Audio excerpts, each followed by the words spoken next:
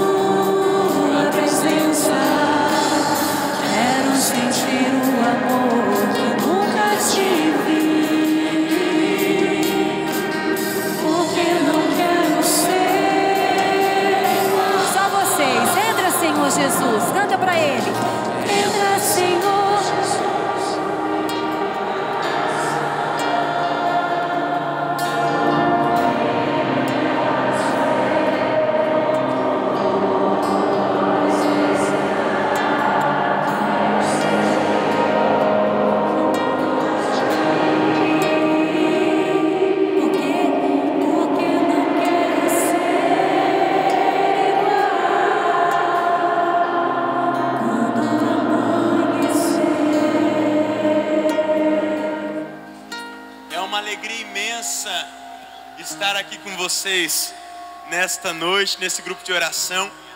E eu vinha pensando que, não sei vocês, mas parece que o ano começou ontem, não é verdade? Já está acabando o mês.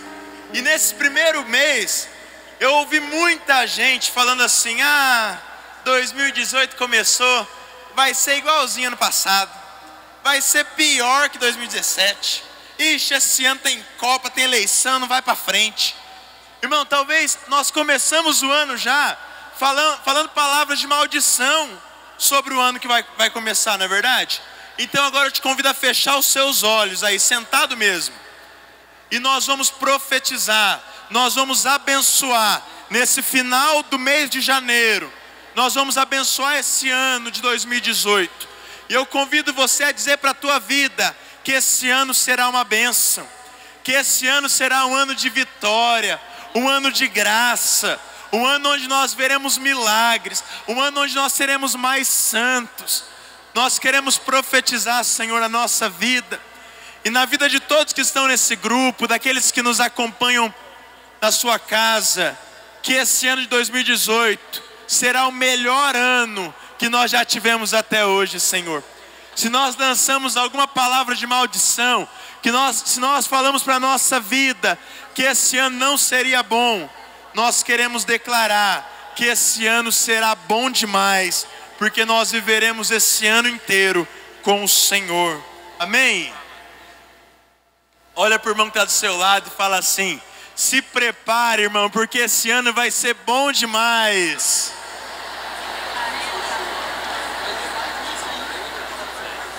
Amém. Deixa eu me apresentar para vocês. Meu nome é Paulo Gustavo, eu tenho 23 anos, eu participo do grupo de oração São Domingos Sávio. Meu grupo é de domingo à tarde, lá na paróquia São Francisco de Assis, às 5 horas da tarde. Caminho também no Ministério Jovem nesse tempo. E o tema que nós vamos partilhar hoje é um tema muito importante para o nosso tempo. É o tema: na tribulação eu serei de Deus. Vamos repetir isso para a nossa vida? Vamos lá? Todo mundo. Na tribulação eu serei de Deus. E esse tema é importante para nós, porque eu vejo que nesse tempo o que mais tem derrubado os cristãos, o povo de Deus, é uma inconstância espiritual. Não é verdade? Onde qualquer coisa abala a nossa fé. Qualquer coisa que acontece nos derruba. Qualquer coisa rouba a nossa fé em Jesus. Qualquer vento que sopra, nós desistimos, nós paramos de acreditar, nós voltamos atrás. A palavra vai dizer em Mateus 14 que Jesus estava caminhando sobre as águas. Não precisa pegar não, depois a gente vai partilhar outra palavra. Mas Jesus caminhava sobre as águas e os discípulos estavam no barco. E quando eles viam Jesus caminhando, né, lá longe, eles começaram a dizer: que é isso, meu Deus? Será que é o super-homem, o Aquaman? Será que é o disco voador? Daí quando Jesus chegou pertinho, Jesus falou assim: sou eu. Todo mundo ficou tranquilo. Mas Pedro, né, sempre ele, saiu empurrando os outros, falou assim: se for você, Jesus, que eu vá andando até você sobre as águas. Jesus falou: então vem. E Pedro começou a andar. Ele pisou no milagre, né? Ele viu Jesus, ele pisou no milagre. Mas bateu um ventinho, o que aconteceu? Começou a afundar, não é? E muitas vezes é assim na nossa vida. A gente vem no grupo e vê milagres acontecendo. Nós sentimos o poder de Deus, a palavra é pregada e ela vem como uma flecha em nosso coração. Nós experimentamos o amor do Senhor.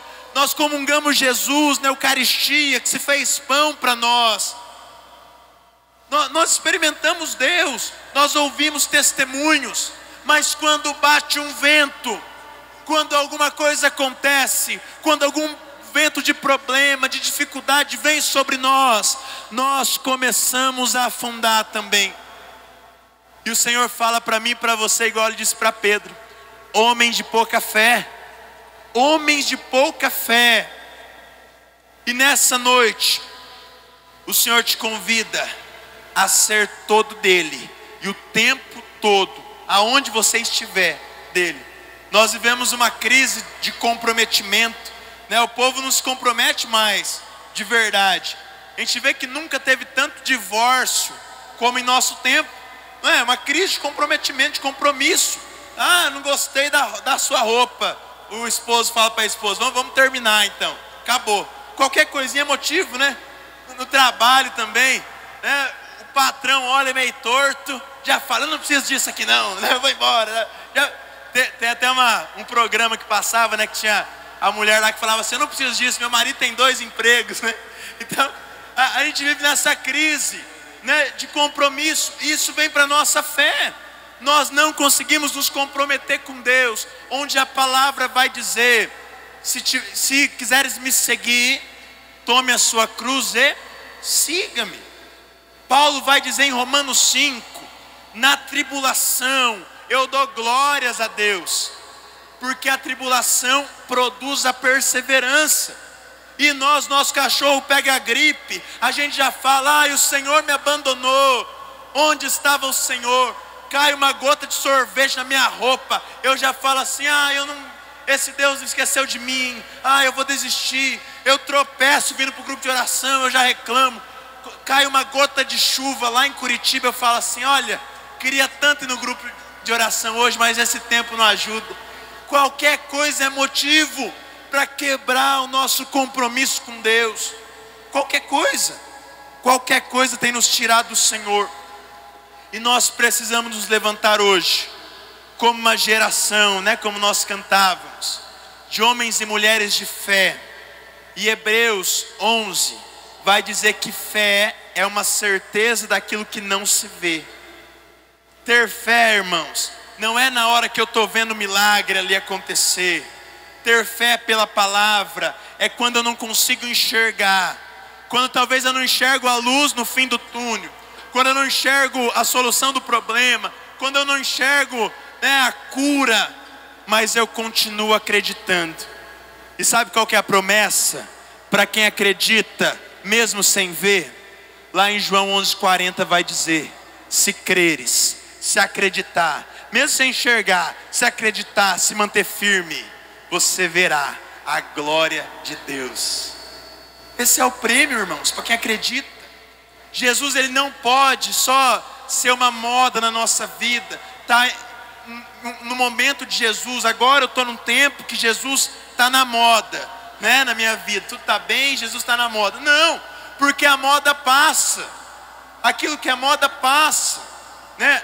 A minha mãe está ali. Se assistir, por exemplo, o vídeo do casamento dela de 30 anos atrás, vocês vão ver aqueles cabelos, a coisa mais linda do mundo, né?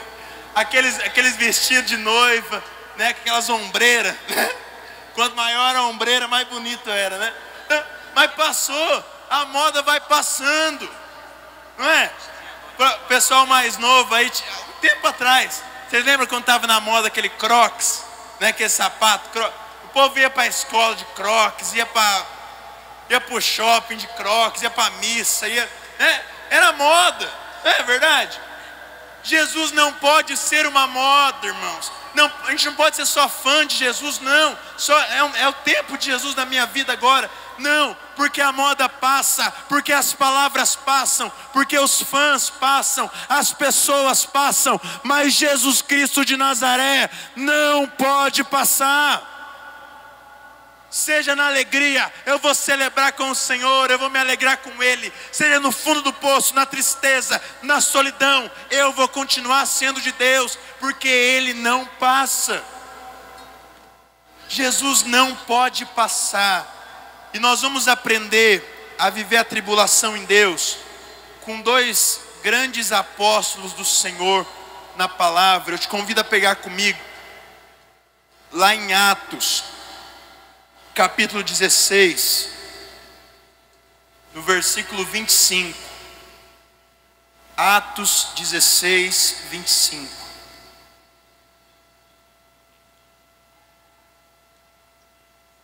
Para ajudar vocês aí, Atos 16 está depois de Atos 15. Dá uma força aí para quem está procurando.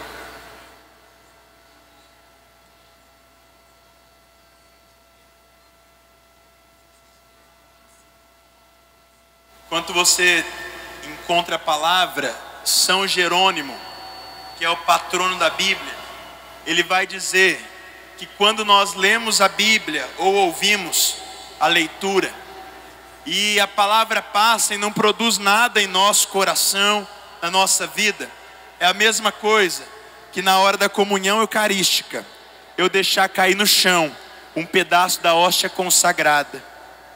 Então não deixe a palavra de Deus passar sem produzir fruto na sua vida hoje. Amém? Quem ama a Bíblia aí, fala glória a Deus.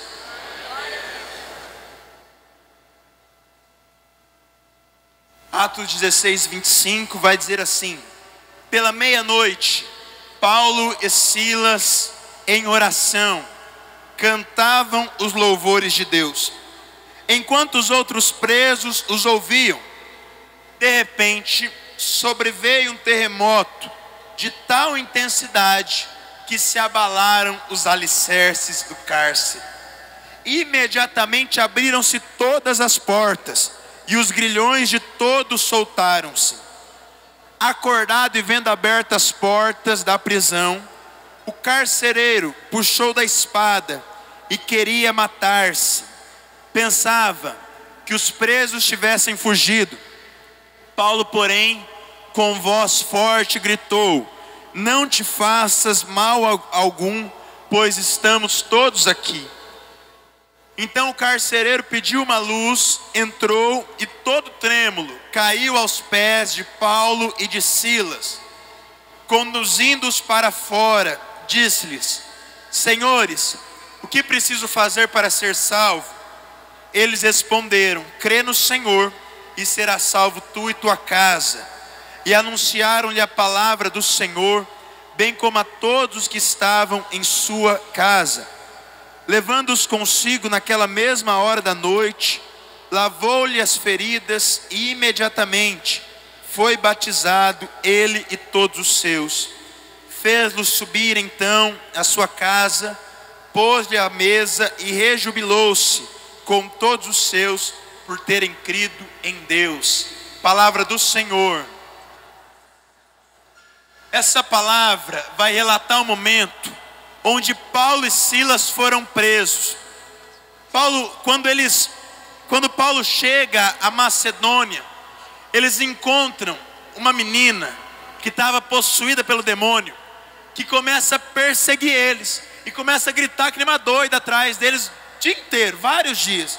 Começa a gritar, e Paulo, já cansado com aquilo, olha para aquela menina e fala: sai daí, capeta, Satanás, deixa essa menina quieta. E o demônio sai. E nisso eles são presos. Eles são presos, irmãos, por serem de Deus, por acreditarem em Deus, por serem de Deus de verdade. Por isso que eles são presos. E vale aqui abrir um parênteses, porque quando nós aceitamos a Jesus Cristo, não vem esperando que as pessoas vão te aplaudir, não. Não vem esperando que você vai sair do grupo de oração e vai ter uma nuvem de algodão doce aqui para você sentar em cima e sair flutuando por aí. Não, né? Ser cristão tem mais a ver com cruz e com perseguição do que com palmas. Tem mais a ver com perseguição do que com palmas. E por serem de Deus, eles foram presos. E a palavra vai dizer que antes de serem presos, eles foram levados aos juízes, e a população, a multidão atacou aqueles dois, tiraram as vestes deles. Então eles ficaram peladão lá no meio da galera. A palavra vai dizer, um pouquinho antes de onde nós lemos, que eles apanharam, mas apanharam muito. Colocaram ele na parede assim, peladão, e começaram a descer a porrada, né, com umas varas, começaram a bater, e bateram muito neles, tanto que no final nós vamos ver que eles estavam feridos, né, porque o guarda teve que limpar as feridas deles. Então eles apanharam muito, muito, muito, e eles foram mandados para a prisão mais interna. Naquele tempo, irmãos, tinha duas prisões nos castelos. Tinha a mais exterior, onde os presos tinham uma certa liberdade ali. E lá embaixo, no castelo, tinha a prisão interior, onde eram os presos mais perigosos que iam. Lá embaixo era escuro, era frio, eles não comiam. E ainda por cima, quando eles foram jogados lá, diz a palavra, que as pernas deles foram presas no cepo. Já viram o que é um cepo? A pessoa fica sentada e fica uma estrutura de madeira na perna da pessoa. Ela não consegue levantar, não consegue se mexer, não consegue virar, não consegue deitar. Ela fica sentada ali, né, numa posição só. Era para aumentar um pouquinho mais o sofrimento dos presos naquele tempo e evitar que eles fugissem. E essa era a situação de Paulo e Silas. E é interessante que quando nós começamos a ler no versículo 25, vai dizer o horário que aconteceu tudo isso. Que horário que está aí na sua Bíblia? Meia-noite. Meia-noite, muito mais do que um horário de relógio, é um tempo na vida deles. Porque assim, eles entraram na cadeia por volta das 6 horas da tarde. E eles saíram no outro dia de manhãzinha, umas 6 horas também. Então meia-noite é o meio do sofrimento, não é verdade? Porque fazia tempo que eles entraram, ia demorar bastante para eles saírem ainda. Meia-noite muito mais do que um horário que o autor do livro, Lucas, quis escrever. Na verdade, quando ele coloca meia-noite, ele quer dizer que estava no meio do sofrimento de Paulo e Silas. E talvez você chegou nesse grupo de oração hoje, na sua meia-noite. Na sua meia-noite.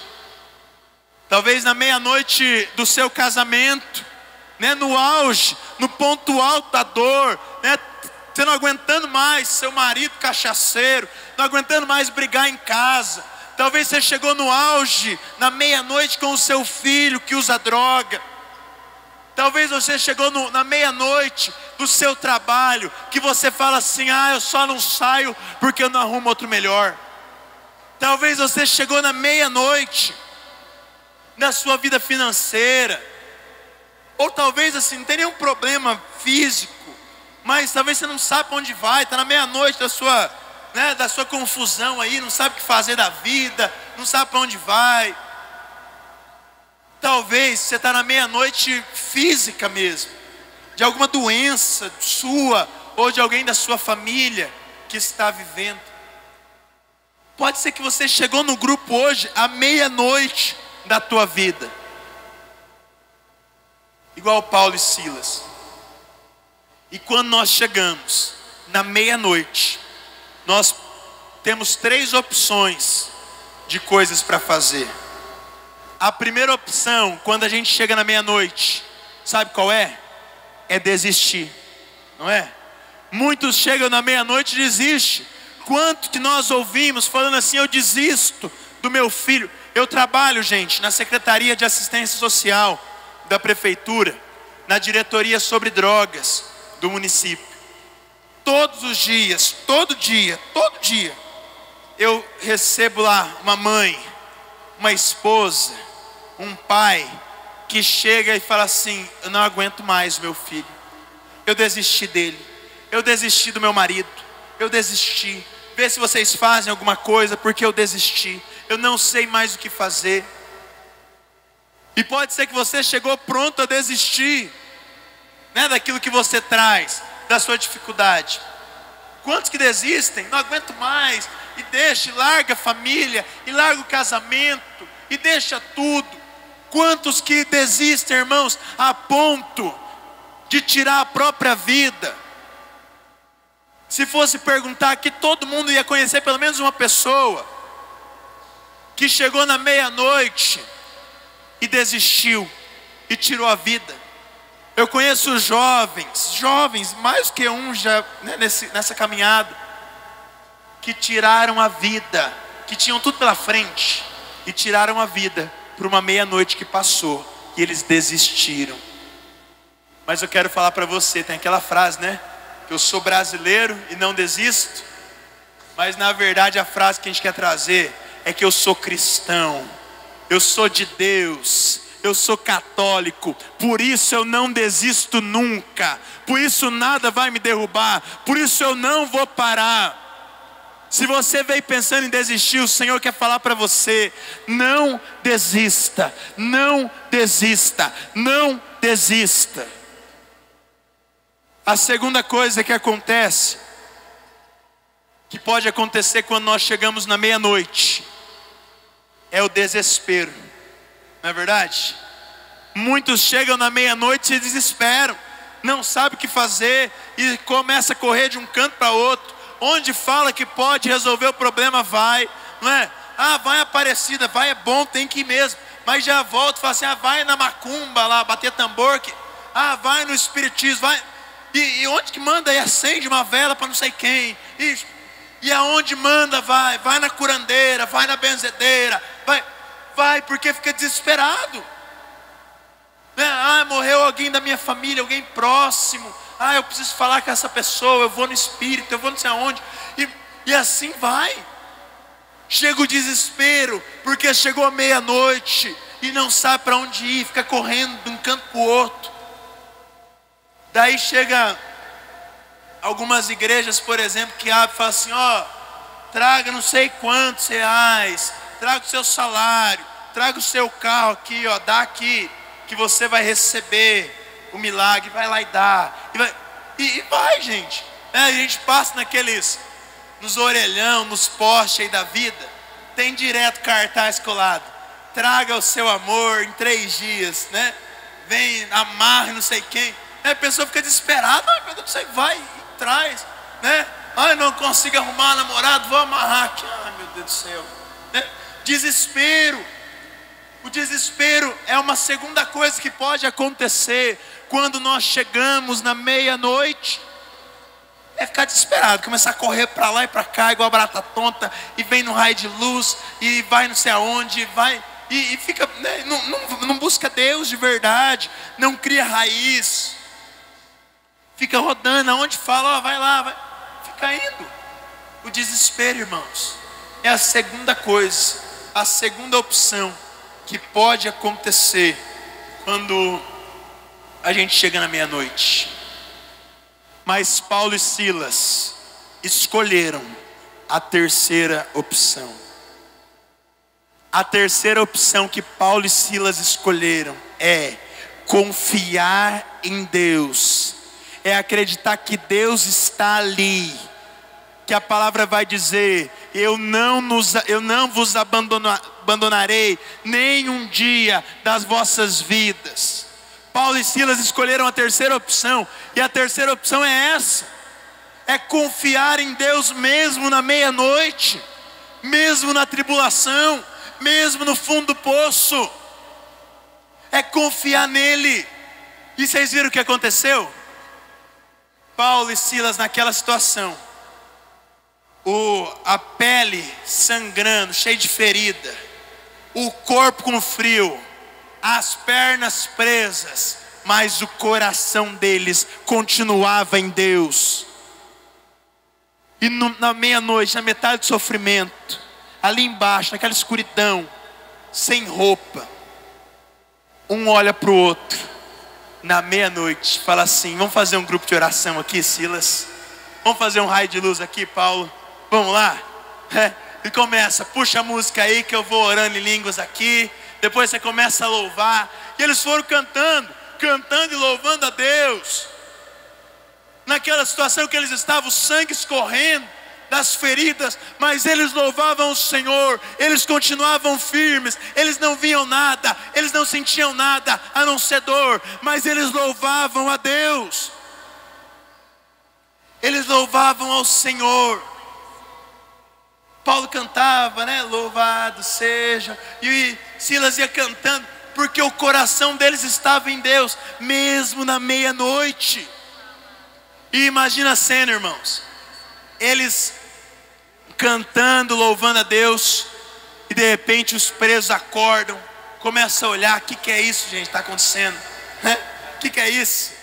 Esse bando de doido aí, né? Olha a situação deles, eles estão louvando. E pode ser que aconteça com a gente. As pessoas olham, falam assim, né? Já vi testemunhos assim: aquela pessoa lá, ó, a família dela tem dificuldade, é uma luta danada, né? Tem alguma doença, mas a gente consegue olhar para ela e ver a alegria no coração dela.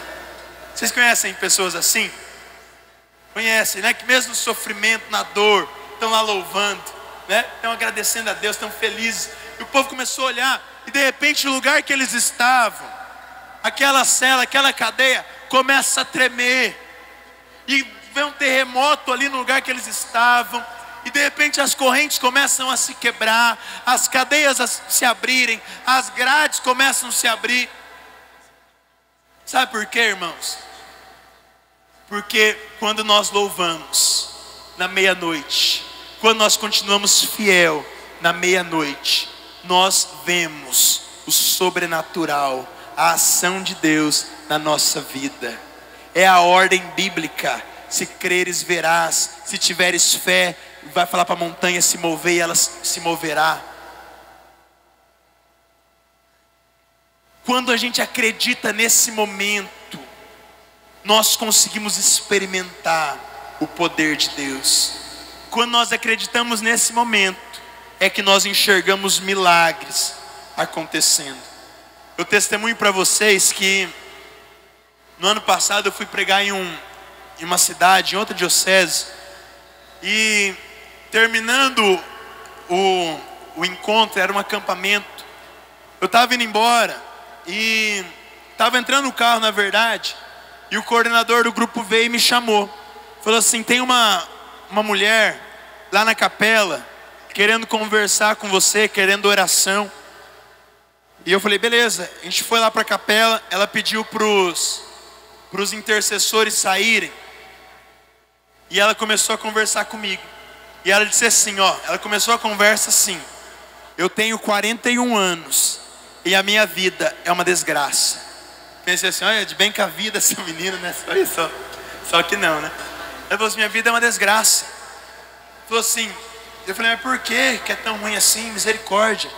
Ela começou a dizer: quando eu era pequena, criança, eu fui abusada sexualmente na minha própria família.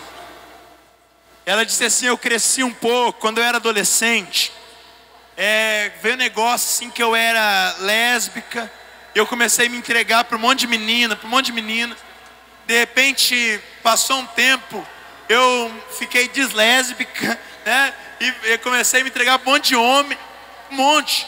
Ela falou assim que ficou grávida e abortou a criança, porque não sabia quem era o pai, ficou desesperada. Chegou na meia-noite, né, ficou desesperada, não sabia quem era o pai e abortou a criança. E ela disse assim, passou um tempo, eu me juntei com um homem e ele me batia. Eu aguentei 2 anos, ele me batendo, quase todo dia. E eu não aguentei e fui embora. Depois de um tempo eu encontrei outro homem, que eu fui morar junto. E ele saiu de casa com outra mulher. E ela falou assim, eu não tenho mais esperança nenhuma, porque desde pequeno as pessoas passam pela minha vida, usam de mim. E eu venho no grupo de oração, ela fala, eu venho no grupo, eu venho nos encontros, começo a olhar o pessoal cantando, pregando, e eu sinto no meu coração um desejo de estar lá, de fazer alguma coisa. Eu sinto uma vontade, ela falou, mas quando eu penso em ir, eu sinto uma corrente me prendendo, que é a corrente do meu passado. Ela falou assim, eu escuto até a criança chorando no meu ouvido, eu lembro da criança que eu abortei. Eu falei, eu sinto como uma corrente que me prende. Eu olhei para ela e falei assim, nós estamos no lugar certo então, na capela, diante de Jesus Cristo. Ela se ajoelhou na frente do sacrário e nós começamos a orar. E nós fomos orando por todas as fases da vida dela, desde o nascimento, por tudo que ela experimentou. E ela, sabe, naquele momento ela se entregava de verdade, igual Paulo e Silas. Ela falava, eu quero ser de Deus, eu quero ser transformada, eu quero. E eu comecei a falar para ela assim, agradeça a Deus pela sua vida, louve a Deus pela sua vida. Ela começou a louvar. Ela tinha começado falando que a vida dela era uma desgraça. Ela começou a louvar. E Deus fez uma libertação muito profunda naquela mulher, muito profunda mesmo. E eu lembro que isso foi mais para o meio do ano, do começo para o meio. E teve o Congresso Estadual da Renovação, e a gente foi participar. E o coordenador do grupo de oração que nós fomos pregar falou, ela começou a ir no perseverança do grupo. Ela começou a fazer perseverança, porque ela se decidiu, ela quer servir. Irmãos, quando nós, na meia-noite, no meio da tribulação, buscamos o Senhor, continuamos firme nele, nós vemos a glória de Deus acontecer. Eu quero contar para vocês mais uma história de um santo. No ano de 2016, eu fui para a Polônia, na Jornada Mundial da Juventude. E lá nós fomos em Auschwitz, que é o maior campo de concentração, né, do tempo do nazismo, da Europa. E lá a gente escutou a história de um santo chamado São Maximiliano Kolbe. E essa história marcou muito a minha vida, como ele se entregou mesmo. Diz que alguns presos do campo de concentração tinham fugido. E para pagar por aqueles que fugiram, os soldados colocaram todos os homens na parede e começaram a contar. 1, 2, 1, 2, 1, 2. E eles disseram assim, quem tem o número 1, dá um passo para frente, que vai ser morto na câmara de gás. E o padre Maximiliano Kolbe ficou com o número 2. E um pai de família ficou com o número 1 e foi ser morto e começou a chorar e falar assim, eu tenho 3 filhos, eu tenho uma esposa, minha família precisa de mim, eu não posso morrer. E o padre disse assim, para os soldados, deixa ele, que eu vou no lugar dele, me mata no lugar dele. E os soldados trocaram. E diz a história que o padre foi levado para a câmara de gás. Depois de alguns dias os soldados foram buscar os corpos. E todos estavam mortos. Mas o padre Maximiliano Kolbe estava vivo, intacto, como se nada tivesse acontecido. E nisso o soldado ficou impressionado, mas pegou uma injeção letal para matar Maximiliano. E quando o padre estendeu a mão esquerda para receber a injeção, ele levantou a mão direita. E o o soldado falou: mas por que você está com a mão direita levantada, padre? O padre falou assim: para que enquanto você me mata pelo braço esquerdo, eu absolvo o seu pecado pelo braço direito. Olha só, irmãos, quem está em Deus nesse momento, quem está em Deus na meia-noite, consegue superar, consegue vencer qualquer coisa, permanece em pé. Olha para o irmão que está do seu lado e fala: quem está em Deus permanece em pé. Permanece. Em 2010, teve vocês lembram aquele terremoto que teve no Haiti? Que morreu mais de 200 mil pessoas, até aquela Zilda Arnes, fundadora da Pastoral da Criança, né? Uma mulher santa, morreu também nos terremotos.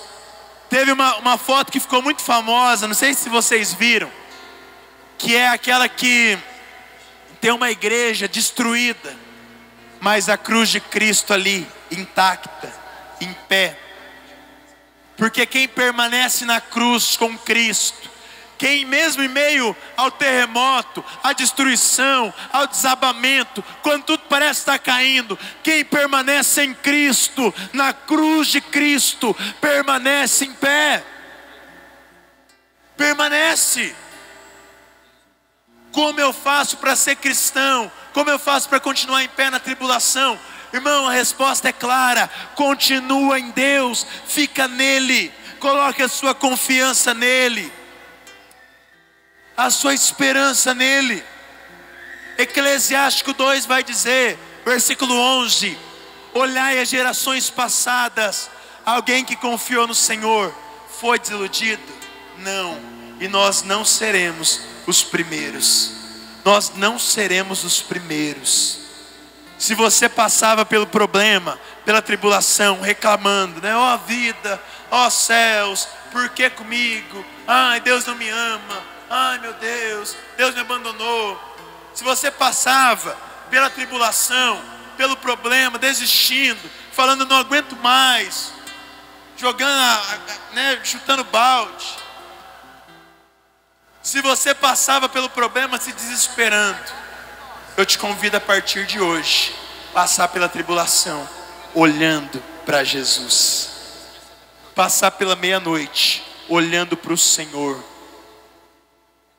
Porque nós podemos passar por tudo, quando o Senhor está conosco. Amém? Quem acredita nisso, levanta a mão. Eu te convido a ficar em pé comigo.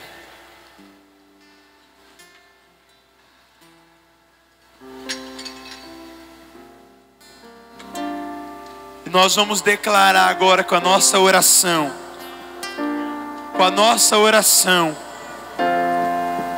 Que aconteça o que acontecer. Que passe o que passar. Que venha o que vier. Nós continuaremos firmes em Deus. Nós vamos declarar agora, presta atenção aqui em mim. Nessa oração. Que nada e ninguém vai tirar a nossa fé, vai tirar a fé de acreditar que tudo eu posso, naquele que me fortalece. Que nada, nem na doença, nem na onde for, na dificuldade, na luta, nada vai tirar a fé em Jesus do meu coração. Por isso feche os seus olhos e ore nesse sentido. Vai orando e vai falando assim: eu quero ser fiel a Ti, Jesus, em todos os momentos. Eu quero ser fiel, Jesus. Nas tribulações, nas lutas. Sabe, Jesus, às vezes eu desisto muito fácil. Eu sou muito inconstante. Eu jogo tudo para cima por qualquer coisa, Jesus. Mas nessa noite, eu quero estar contigo à meia-noite, como Paulo e Silas estiveram, Senhor. Eu quero continuar firme com o Senhor. Eu quero olhar sempre para você, Jesus. Nada nesse mundo vai tirar a minha fé. Nada, nem a prisão, nem as feridas, nem as dores, nem a morte, nem a doença, Jesus. nada, Jesus. Nada, Jesus. Eu continuarei firme contigo. Eu continuarei Vai firme orando com as suas palavras, vai orando, vai dizendo isso. na tua graça. Vai me dando a graça, Jesus. Vai me dando a graça de buscar o Senhor em todos os momentos. Permanecer, Senhor, no lugar onde o Senhor colocou, Jesus. De não me desesperar, de não desistir. E principalmente se você estiver passando agora Vai me dar pela meia-noite da tua vida, Senhor Jesus, te vai se colocando na presença de Deus e vai falando: eu quero continuar firme contigo, Jesus. Nada, nada vai me tirar do Senhor.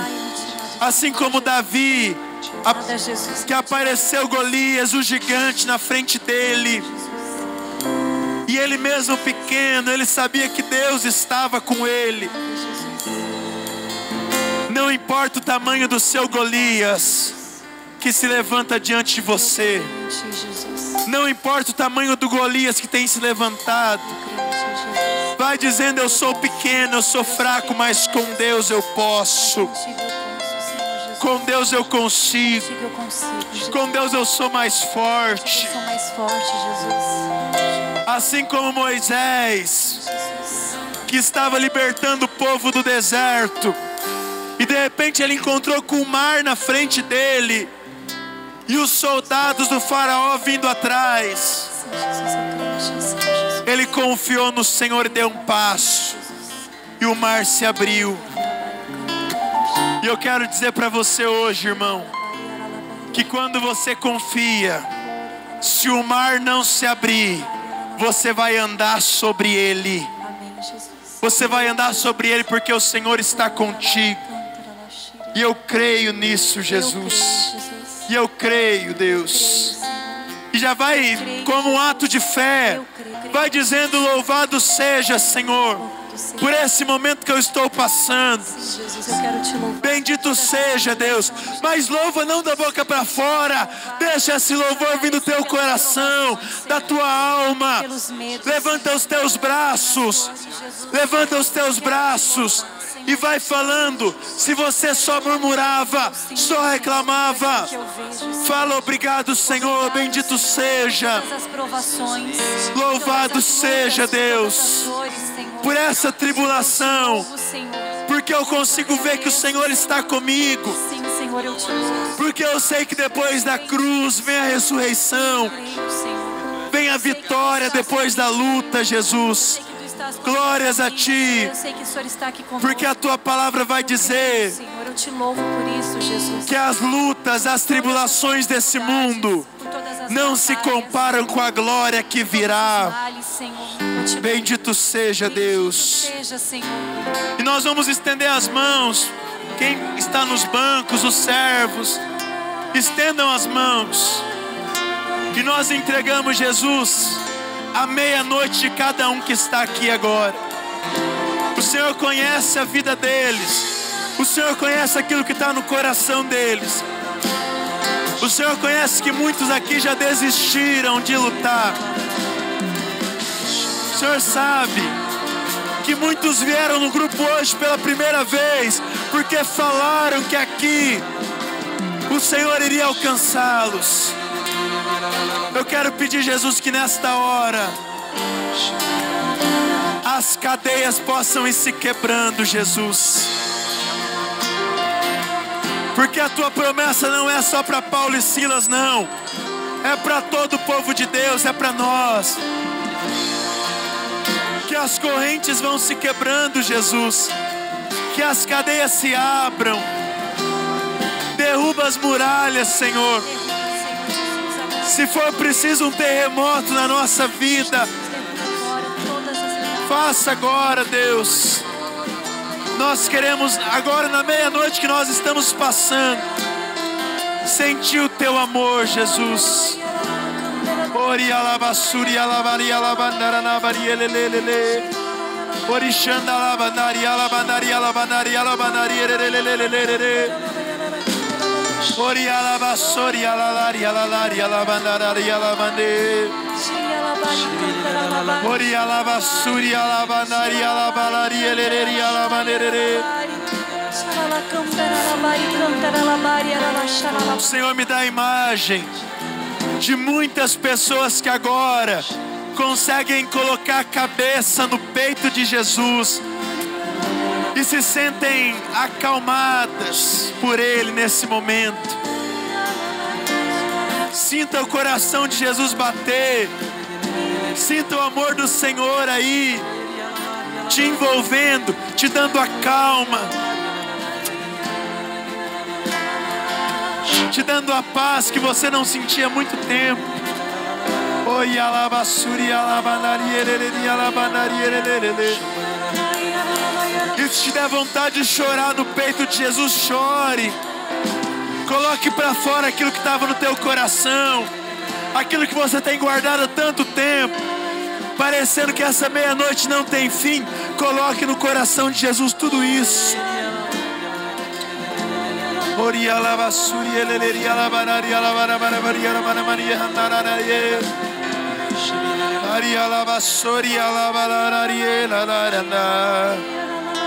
Muitos também na vida profissional estão na meia-noite, estão vendo a dificuldade financeira aumentando e você não consegue encontrar emprego.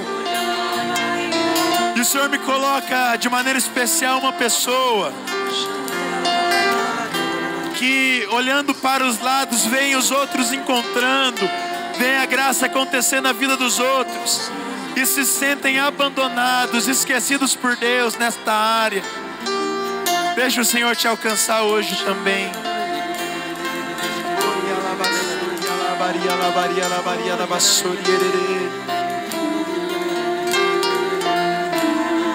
E nós vamos cantar mais uma vez esse refrão, essa parte.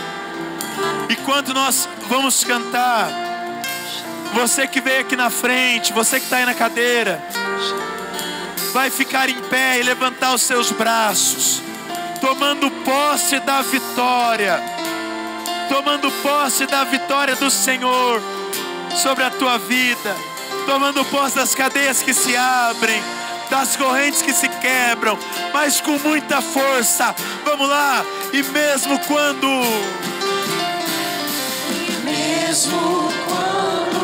a visão se turva e o coração, só quem acredita, mas na alma, a certeza da vitória.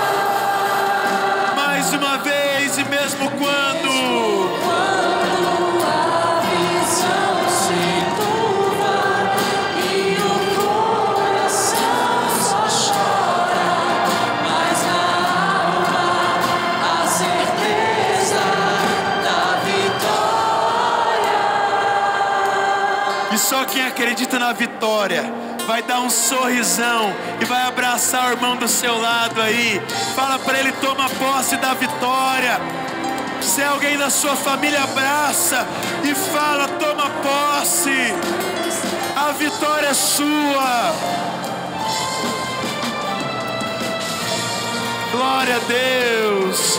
Vamos dar uma salva de palmas para Jesus, aquele que está conosco em todos os momentos.